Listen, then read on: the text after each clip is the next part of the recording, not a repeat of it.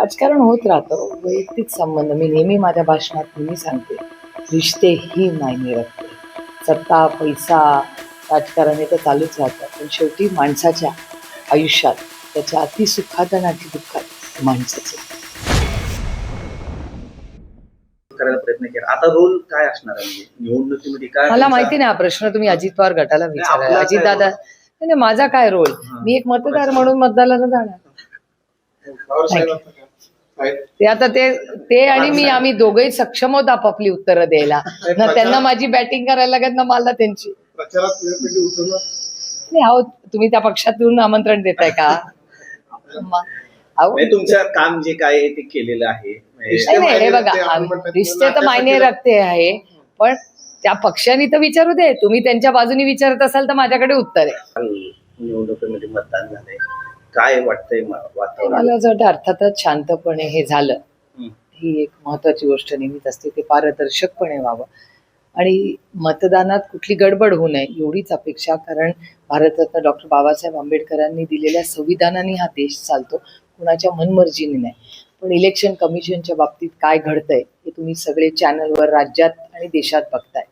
त्याच्यामुळे मनात लोकांच्या समाजामध्ये एक म्हणजे अविश्वास किंवा अस्वस्थता हा जास्त योग्य शब्द राहील.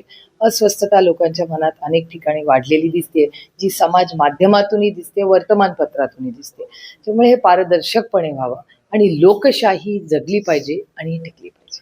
पक्षाच्या एका बैठकीमध्ये वेळामध्ये की प्रफुल्ल पटेल थेट आत गेले आणि दररोजच्या पुतळा अभिवादन केले, असा व्हिडिओ व्हायरल सुद्धा मोठ्या प्रमाणावर झाला. तो त्यांच्या पक्षाचा अंतर्गत प्रश्न आहे. त्याला दिवसांनी आला की पांडुरंगाला एक घडामोडी बाधक झाली. मी पांडुरंगा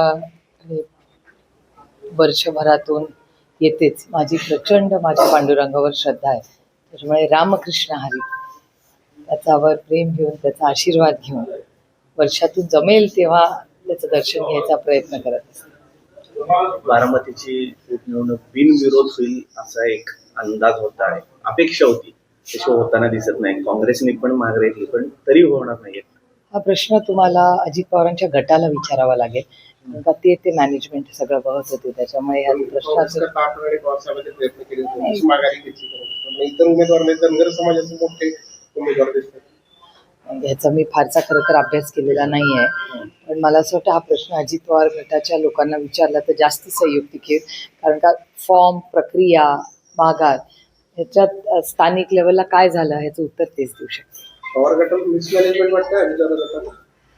नाही, हा प्रश्न तुम्हाला त्यांनाच विचारायला लागेल, कारण का इलेक्शनमध्ये सगळे कार्यकर्ते उत्सुक असतात. त्यामुळे नक्की तिथे काय झालं हे मी काल म्हणजे मी बारामतीत नव्हते, त्याच्यामुळे मला ह्याची फारशी माहिती नाही. कुटुंबीय म्हणून सगळे कुटुंब म्हणून तर पवार कुटुंब असेल किंवा महाराष्ट्रातलं आपण सगळेच कुटुंब आहोत. राजकारण होत राहतं. वैयक्तिक संबंध मी नेहमी माझ्या भाषणात नेहमी सांगते, रिश्ते ही मायने रखते.